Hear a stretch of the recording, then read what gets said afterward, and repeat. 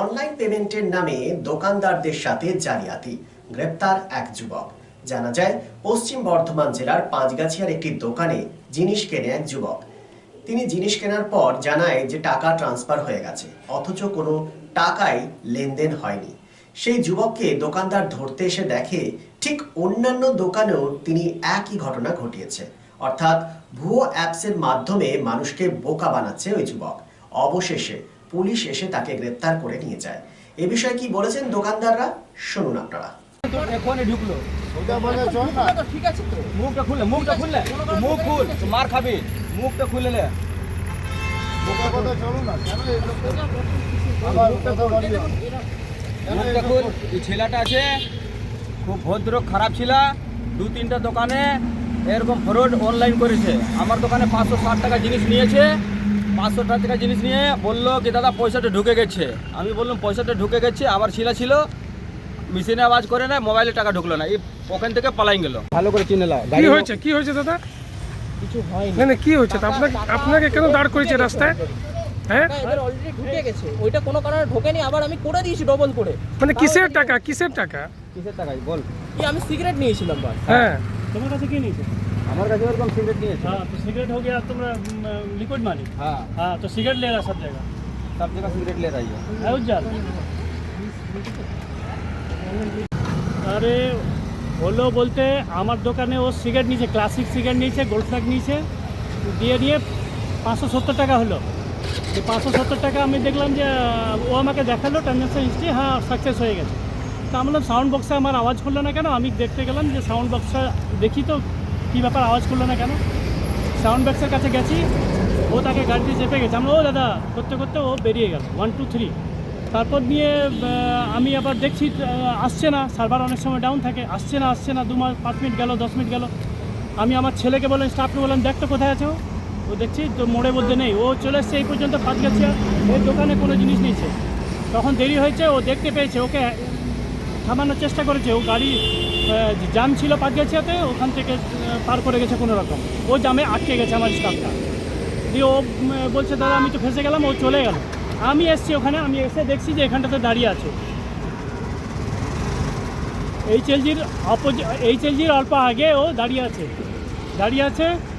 ওকে জিজ্ঞাসা করলাম তো ও বলছে হ্যাঁ হতে পারে, সার্ভার প্রবলেম আছে আর আছে।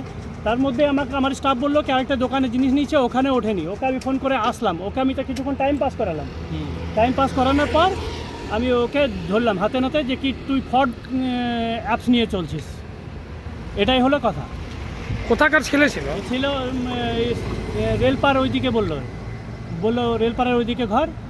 আপনার কি নাম? আমার নাম ভুবন মাঝি। আপনারা কমপ্লেন করেছেন? হ্যাঁ, কমপ্লেন এখন তো পুলিশে ধরে নিয়ে গেল। তো কমপ্লেন কি করবো? আগে ওকে ধরতে হবে। তো কমপ্লেনটা কাকে করবো? 2-3টা দোকানে নুনি মোড়ে দোকান, আমার দোকান পাঁচগাছিয়াতে। জিনিস নিয়ে পরে বলছে পয়সাটা অনলাইন ঢুকে গেছে। ঠিক আছে, পয়সাটা ঢুকে গেছে কিন্তু পয়সা ঢুকে না। আমি তো দোকানে বলছি পয়সা ঢুকে না, এবারে ইয়াকে কোথা খুঁজবো?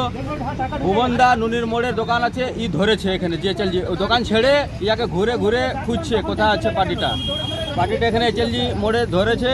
ইয়াকে বলেছে কি পয়সা ঢুকে না। আমি বললাম কি করে পয়সা ঢুকলো না রে? তবে এখানে অনলাইন পয়সা দিয়েছে। মানে কি কারণে কি করেছিল এটা? কোথায় থাকে? জিনিসপত্র দোকান নিচ্ছে। কোথায় থাকে? কোথাকার ছিল আমি জানি না। কি নাম হলো তোমার? আমার নাম ছোটেলাল প্রসাদ। শুভ হোক সর্বক্ষণ। আসানসোল শিল্পাঞ্চলের শতাব্দী প্রাচীন অভিজাত বস্ত্র প্রতিষ্ঠান ঘাটি ক্লথ স্টোর এবং আধুনিক রুচিসম্পন্ন হালকা ও ভারী সোনা, রূপো এবং ডায়মন্ড গহনার প্রতিষ্ঠান ঘাটি jewels, 2022 GT road, Asansol. Mobile number 9734151700 and 8389950456.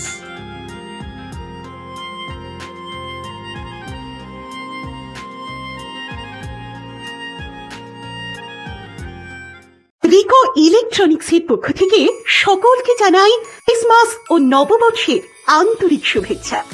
আজ থেকে শুরু হয়েছে এসি বুকিং স্কিম। এই অফারে আপনি পাচ্ছেন আপনার পছন্দের এয়ার কন্ডিশনার বছরের সবচেয়ে কম দামে, অনলাইনকে হার মানানো মূল্যে। ক্রয় আর বুকিং এর ব্যবস্থা, সেই সাথে পুরনো এসি এক্সচেঞ্জের সুবিধা। পাবেন সামারে অতিরিক্ত মূল্যে কেনার ঝুঁকি থেকে সম্পূর্ণ মুক্তি, 20,000 টাকা অব্দি কার্ড ডিসকাউন্ট এবং সমস্ত অ্যাক্সেসরিজে 50% অফ। কেনাকাটা করুন বিশ্বাসের সাথে। 45 বছরের রিকো ইলেকট্রনিক, দত্তবাবুর দোকান, দুর্গা মার্কেট, আসানসোলে, যার কোথাও কোনো শাখা নেই। নিশ্চিত হতে কল করুন 9933056325 এই নম্বরে।